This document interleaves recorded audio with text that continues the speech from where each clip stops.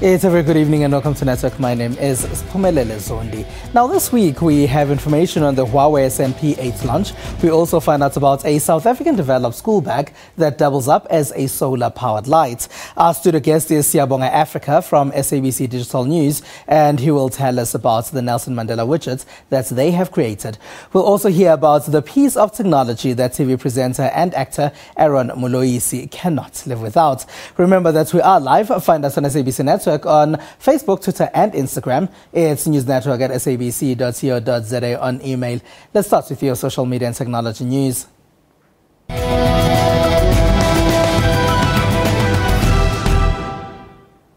Solar-powered school bags could be an answer to South Africa's power outages. These have come from a Rustenburg company called Repurpose. They charge in school during the day and light up the house at night.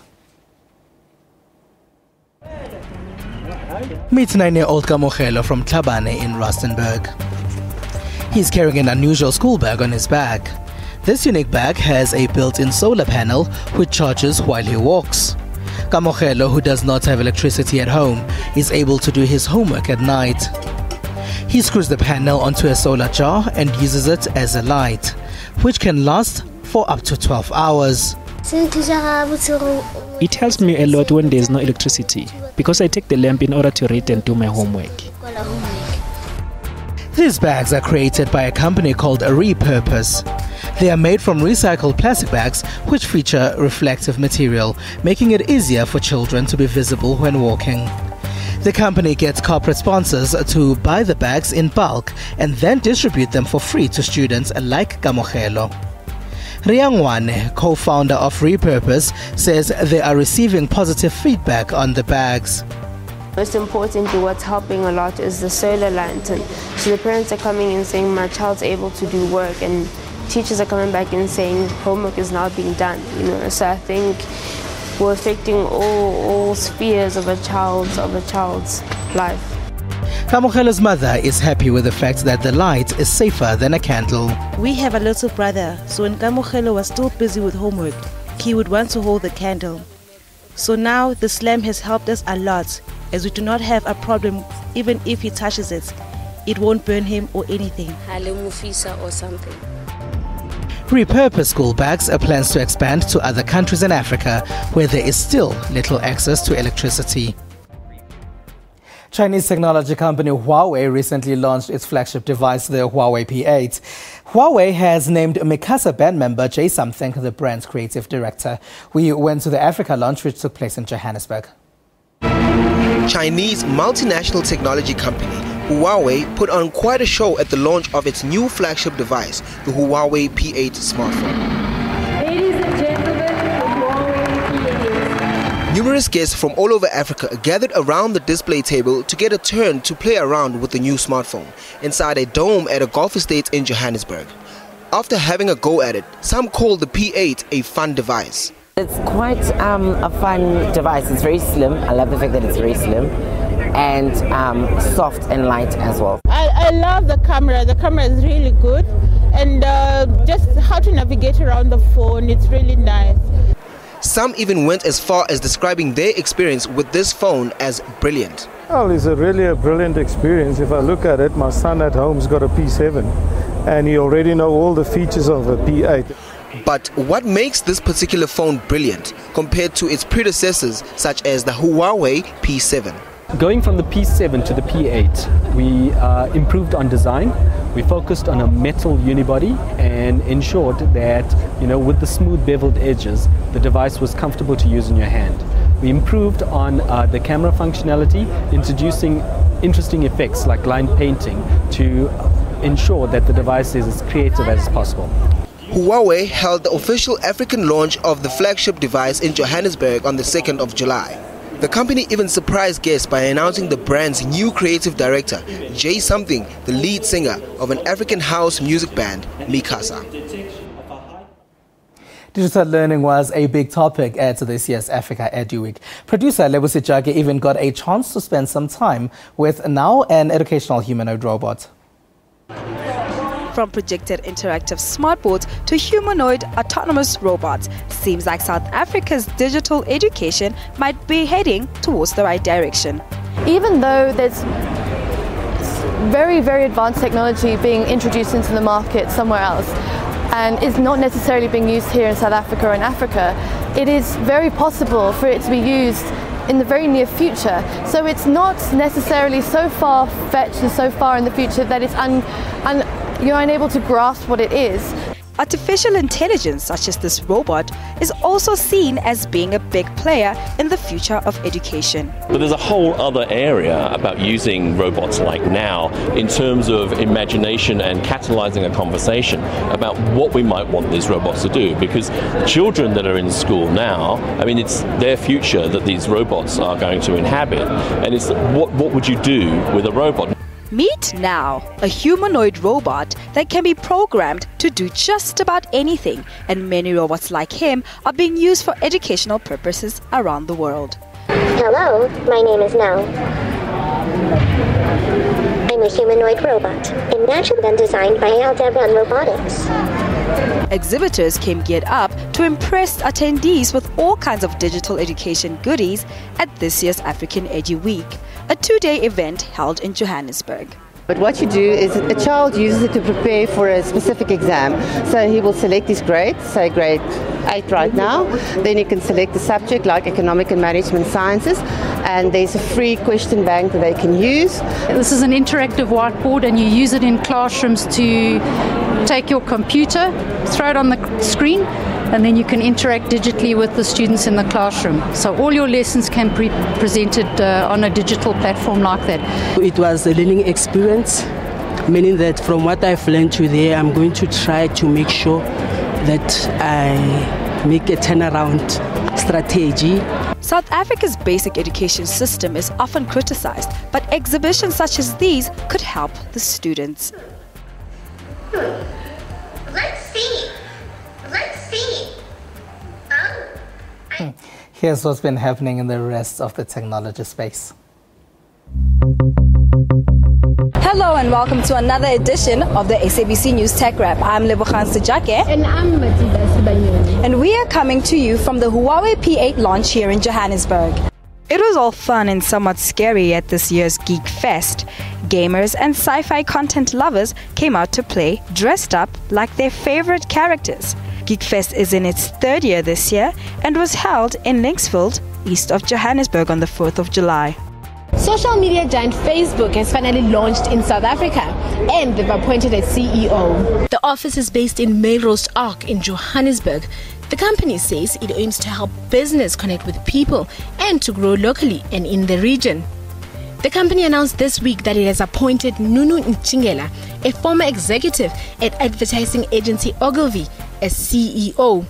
South Africa in recent years has attracted many international tech companies, with many of them setting up office in the country. The number of Facebook active users in Africa has grown by 20%, from 100 million users in September 2014 to 120 million users in June 2015. So Lebo, you're on Facebook regularly, aren't you? Of course I am. Tell me, have you noticed anything different with their logo this week? Not really, I never really pay attention. Well, social media giant Facebook this week tweaked their logo. This is the first time the logo has been changed since 2005. Facebook product designer Chris Towsett announced this on Twitter this week. The Silk Road website is on the spotlight yet again this week. This after a former U.S. federal agent pleaded guilty for stealing bitcoins during the government's investigation of the drug trafficking website. Carl Force, a former U.S. Drug Enforcement Administration agent, admitted to charges of extortion, money laundering, and obstruction of justice in San Francisco federal court.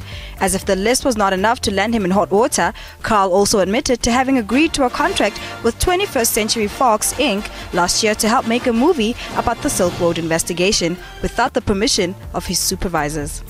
Silk Road operated for more than 2 years until it was shut down in October 2013. So, tech giant Apple is singing a new tune, with its streaming music service going for free for the first 3 months. The company joins a crowded field consisting of Spotify, Pandora, Google Music and others. The free trial may convince some users of the competition to test out Apple's offering, though analysts say it might be more attractive to first-time streamers. Currently, Spotify, with more than 30 million paid subscribers, leads the pack and could serve as a benchmark for Apple. Apple Music will also be available for Android users later this year. It looks like India is well on its way to becoming a digital country. Minister Narendra Modi's campaign promises to connect 250,000 villages in India by 2019. जैसे make in India का महत्व है. Technology plays a very big role in realizing the dream of minimum government, maximum governance. E-governance is going to change to M-governance soon. M is not for Modi governance, but mobile governance. The announcement was made at the launch of India's Digital Week held in New Delhi on Wednesday, July 1st. Well, that's it from us this week. Join us again next week for more tech stories doing the rounds. I'm Matiba Sibanyeni. And I am Lebukhan Sijake, and from us, it's cheers.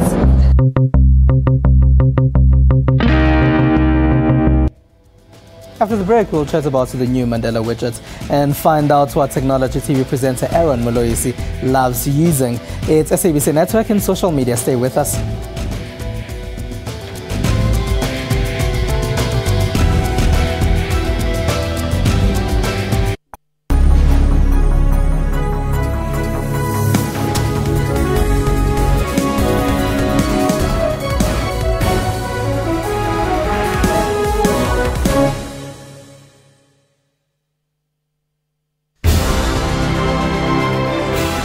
The city of Durban and its surroundings is one that is filled with history and cultural diversity.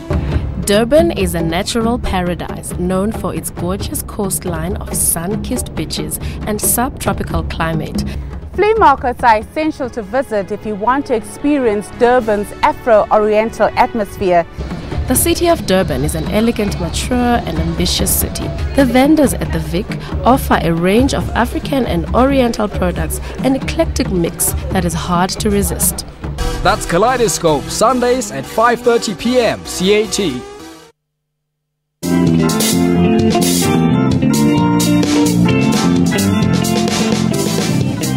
Food for thought, in the words of Ray Davis. Remember, a challenge only becomes an obstacle when you bow to it. Of dedication and perseverance, Abayani Maitakore made history as one of South Africa's best performing matriculants of 2014, attaining 7 distinctions. I believe that nothing should stand in your way if you see yourself in the future doing something great. So I just carried on and I never gave up. Though the circumstances I faced were challenging, I love challenges, so I was like, yeah man, bring it on, I can do it. Join me, Refiwe Muiba, on Bopelong, your show about those who take on and conquer life's challenges, every Saturday at 17:30.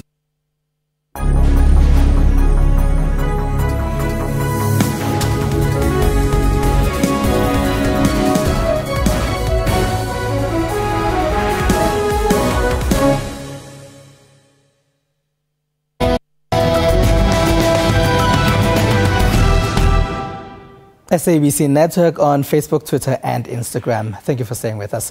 It's Nelson Mandela Month and International Mandela Day happens on July 18, the late South African president's birthday. In honor of this, a new widget has been launched by SABC Digital News. The Mandela Diaries is a widget that started as an effort to digitize Madiba's journeys when he was alive. Let's take a look at this short clip.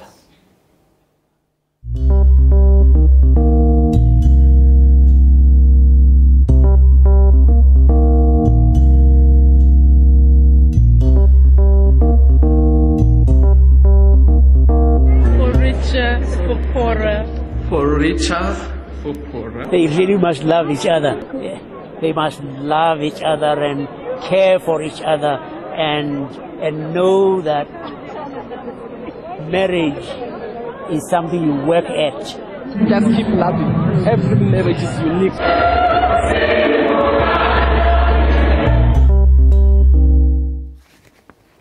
Joining us in studio to talk about the Mandela Diaries widget is Siyabonga Africa, who is a digital media specialist at SABC Digital News. Hello, and thank you for being a part of our network, Siya. Thank you, Sipu. Now, tell us where the idea of this widget came from. So as you know, we conceptualized the Nelson Mandela Diaries after getting access to his actual diary, his actual physical diaries from the Nelson Mandela Foundation. And we use that as a starting point to basically digitize the content that we have in our archives and essentially create a repository that people can view every single day. And how does the widget tie in with Mandela Month, which we're in right now? So essentially what we wanted with the widget is to make every day a Mandela Day. So people get a chance to have a glimpse at what Mandela did at every single day at a point that matches in his day of excuse me, sorry.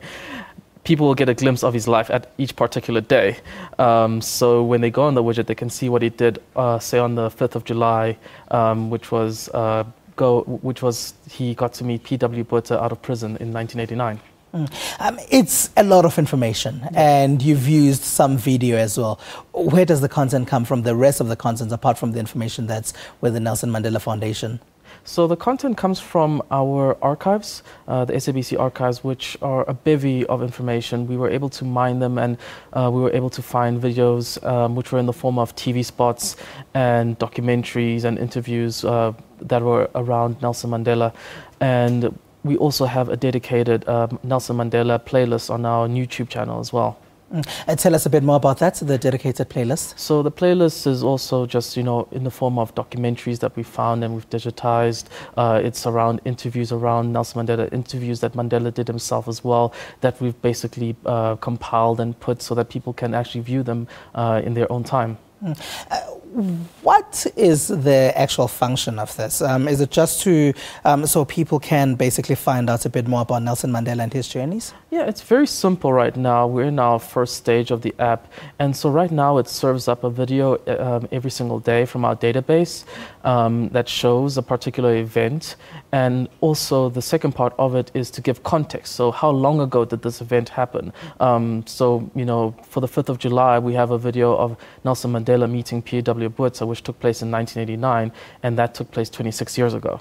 So that's the functionality. You're saying you're in the beginning stages. What can I find now, and what's likely to be uploaded later? Well, later on, we're hoping to make it searchable. We're adding more videos so that we have a 366, because there are 366 days, if we're talking a leap year, videos that people can view. So people will be able to search it. They'll be able to see, what happened the day before and what happened the day after. And the role that's played by the Nelson Mandela Foundation, they've endorsed it, right? Yes, we've gotten their full endorsement and also support from them.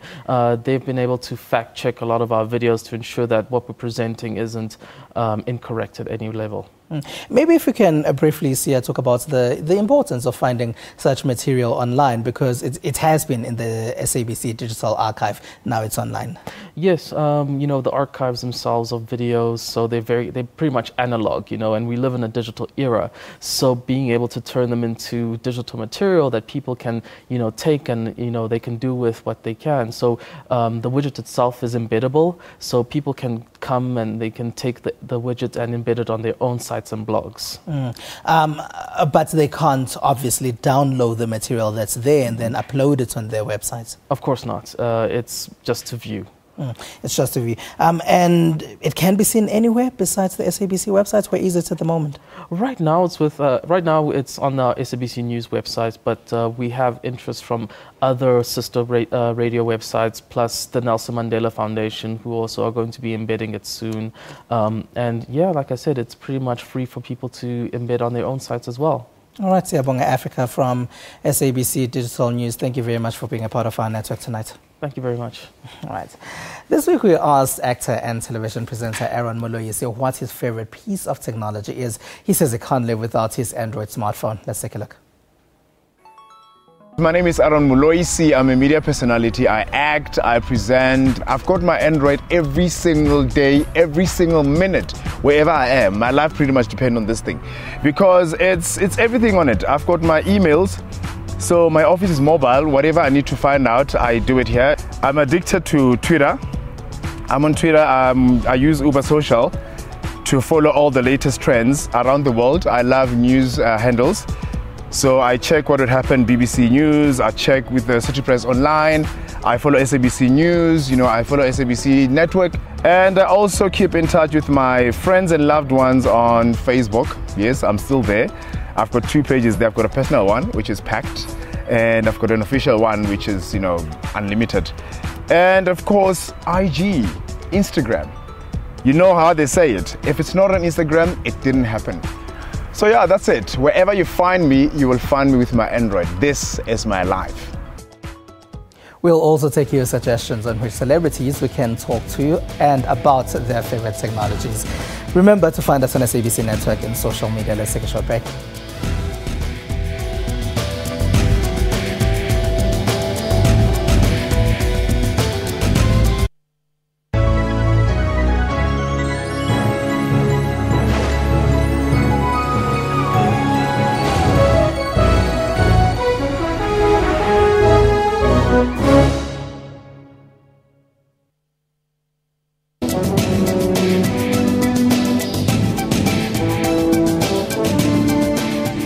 It is important for everyone to know food safety practices and make sure that their food is prepared safely from farm to the plate. Who ensures that there's compliance? In terms of all the abattoirs, they have to be registered. So when they are being registered, they are actually audited fully to make sure that the structural requirements as well as the hygiene requirements are met. Most bacteria and viruses cannot withstand the normal cooking temperatures that we use to cook our food. The bigger retailers cannot be seen as being insensitive to the food safety requirements. There are many consumers that actually go shopping with a cooler box and ice packs so that they don't break the cold chain, because a few hours outside the temperature that it should be already shortens the shelf life of that product. Join me on Health Talk every Saturday morning between 9 a.m. and 10 a.m. as we unpack current health stories. From humble beginnings, this selfless icon altered the history of the world, freed a country, and united a nation. He taught us humility and forgiveness. To the world, he is Nelson Mandela.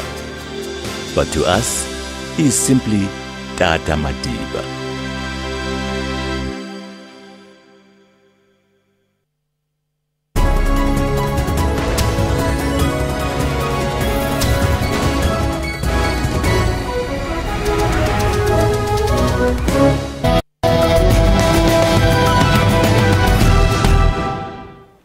Welcome back. This week we got to play around with the new Blackberry Leap. It's a new mid-range smartphone, and Kwakwa says it hasn't impressed him much. The Blackberry Leap has a simple slab-like design that comes in either grey or white, with a glossy 5-inch HD display that is ideal for viewing pleasure. It has an 8-megapixel autofocus rear camera and a 2-megapixel front camera, which is not an improvement from BlackBerry's previous offering, the Z10. The on, off and lock button is situated at the top of the device next to the 3.5mm headphone jack. On the left you will find the SIM slot, together with the micro SD slot for users who might need just a little bit more space. It has a BlackBerry OS 10.3.1 operating system, which is a slight upgrade from the Z10, and with a 16GB internal storage space. BlackBerry claims a 24-hour battery life. The phone weighs in at 170 grams and is 9.5mm thick, which is heavier and larger than most. Comparing the specs with the BlackBerry Z10, there have not been many improvements. One will find that there are a lot of similarities between the two devices, even though the BlackBerry Leap was released 2 years after the Z10. So we wonder, what has BlackBerry really been working on for the past 2 years? Let's see what some people have been sharing in social media.